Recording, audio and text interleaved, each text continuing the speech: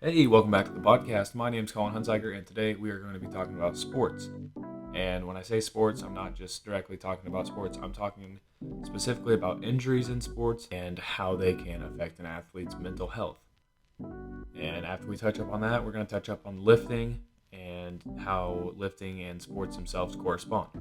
So, with sports injuries, I feel like that is obviously one of the fastest way to ruin careers because a very serious injury can take you out for an entire season, especially if you're in a high school. It can take you out for multiple seasons. We've got a teammate, he broke his femur in a football game, and he's out for basketball season, obviously football season. And it's hard to watch him not be able to play the sport they love. And it's just one of those things where there's nothing you can do about it now. You pray for a recovery, and you want that recovery to be quick and bring them back to their full potential as soon as possible. But like I said, they're no longer playing the sport they love, or they're incapable of doing so. So it just takes their happiness away, really. I'm not saying that's their only source of happiness, but when you look forward to a sport so much and it's one of the only things you can focus on, I mean, that's kind of what it is for athletes. It's hard not to be able to play them, especially every day. You got practice after school every single day, games every Friday during football season. So it's a routine. And when you're not able to, it's deteriorating on your happiness. It is horrible. I missed 5 weeks last year out of a 9 week regular season. It's awful. You cannot do what you want to do, and it drops your happiness so fast. And with that being said, there's 11 guys on a field on your team at the exact same time. And that is 11 guys that love the game and are willing to work together to succeed. And when you lose one guy, especially a key player, it will drop the team's performance so quickly. It's not even funny. Injuries ruin teams, even if it's one player. You have to have every single person working as hard as possible, loving the game for it to work. And when you lose a key player, or really any player that's on the field, it's horrible for the team. It just doesn't work well. But I mean, obviously, that's why you have replacements. That's why you got guys playing behind them, and they always do a great job. But a starting player getting injured, going out, especially when they work really well with the teammates they get put out there with, it's hard for the team to trust the person playing behind them as much as they did the starter. So it's just one of those things when it comes back to like team chemistry and stuff like that. And it just kind of messes with everyone, not just the person getting hurt, but obviously it's going to affect them the most physically and probably mentally. But just you can't have a working machine with parts that aren't there. I mean, that's common sense, and that's how it works in sports. And a lot of people don't realize that oh well, you got a guy that's just as good. Okay, maybe, but you don't have the chemistry between 10 guys and one guy as you do 11 guys that are all on the same page. So, with that being said, injuries will ruin a team from one man that gets injured to every other guy on the field. But with all that being said, it's kind of a mental deal. Sports itself are completely mental, and you have to be able to overcome challenges like that. So you got to trust the guy next to you, regardless of who it is, and you got to do your job. And if you get out of your own head, it is the worst thing you can do. It doesn't matter what the situation is. It really just applies to anything in life, but especially sports, because when you're in the game, that's all that's on your mind. All you think about is, well, it depends on what type of person you are. I mean, if you dwell on the past and you made a mistake, all you're going to think about is, oh my gosh, I just messed up. It's going to ruin the rest of your game. You cannot do that. And if you're someone that worries about the future constantly, oh man, what if they run the ball right at me and I miss a tackle? You can't. You cannot think like that. And every athlete struggles regardless of who you are. I mean, nobody is perfect. But it's changing the way you think to become a better player that hinders a lot of athletes from being as good as they could ever be. Now, all that being said, once you change your mindset, it's going to make you a new player. Whether you want to believe that or not, I understand how that kind of sounds weird, but it's true. If you've ever had to change your mindset, you'll understand completely. It applies, like I said, to anything in life, especially sports. And it just kind of changes your play style, which could either make you a very well-rounded player or just make you a lot worse because you're not going to follow your mindset and just try and play the way you used to. So I would honestly say that sports are more mental than physical. And whether you want to debate me on that, that's your choice, probably not worth your time. But you think about Muhammad Ali, right? He was obviously very, very physical, very athletic. I mean, just built to dominate in the ring. But when you look at how cocky he was, his mindset, he wanted to be the greatest alive. He trained to be the greatest alive. He told everyone he was going to be the greatest.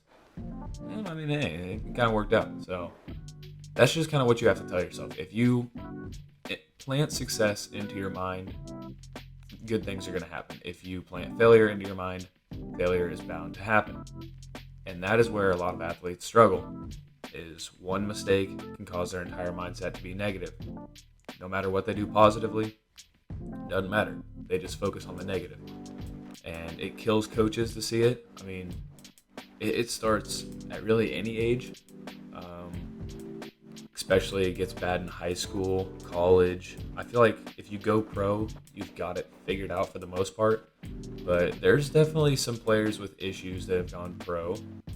If you want to think college basketball level, you had Grayson Allen. The dude was dirty. He got frustrated. He lost control of his emotions. And, I mean, he did make it to the NBA. So people can look past it. Coaches can look past it, I mean. But everyone nobody liked it. Nobody liked it. Nobody liked to see it. Unless you're one of those weird fans. Just like, yeah, that guy's kind of nuts. Okay? So moving to the NBA range, Draymond Green.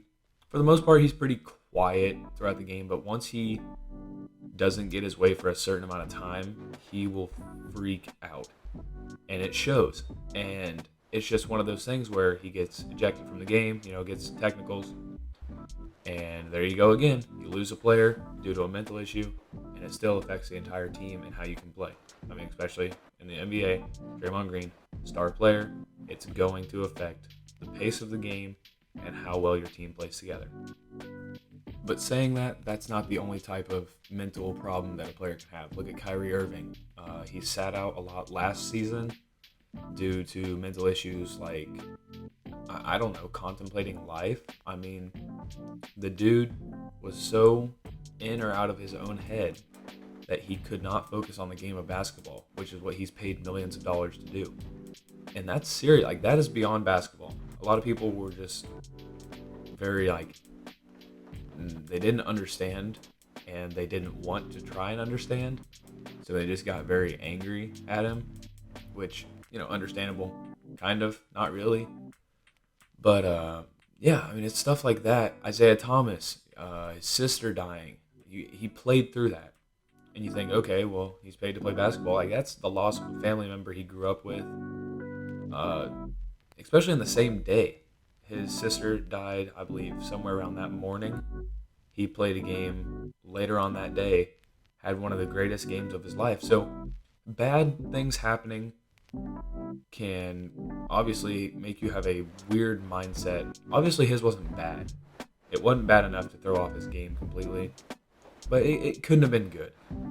But that can fuel you to do great things, and it depends on what type of mindset you have. I mean, he took it and used it to his advantage, whereas a lot of other athletes, I'm sure, could not have been able to do that. So, and I mean, he's a good player. He is a great basketball player, but look at the other guys in the NBA. He's nowhere near as tall, athletic, and he still manages to do really well. So that's one of those drives you have to have. The mental aspect, you want to work harder, be the best. He has something to prove. And a lot of people, they get signed, they go to a team. Okay, I get millions of dollars to play. I'm just going to play. No, that guy was small. He had to work for everything. And you wouldn't think someone small would be good at finishing in the paint. Well, Isaiah Thomas, he could finish in the paint. Of course he could. He worked harder than anyone else. So a good work ethic and mental stability is more important, in my opinion, than raw talent and athleticism. And whether you want to argue with me or not, I will always back my own point, because if you have an extremely athletic person who cannot contain their emotions, they will be thrown out of the game and not be able to use their talent or get out of their own head so far that they're not going to be able to play to the top of their ability. And a lot of people just look past that. I mean, a lot of people, they strictly care about the athleticism of an athlete and not their mental stability. I don't know if I'd say stability, but status? I don't know. They just tend to look past it so frequently and blame everything on their lack of skill or natural athleticism. But yeah, that's really all I wanted to touch up on for this episode, is just kind of injuries and how they can affect the player and the team and mental statuses of players and coaches and fans. And I think that is all for tonight. Thank you for coming in and listening.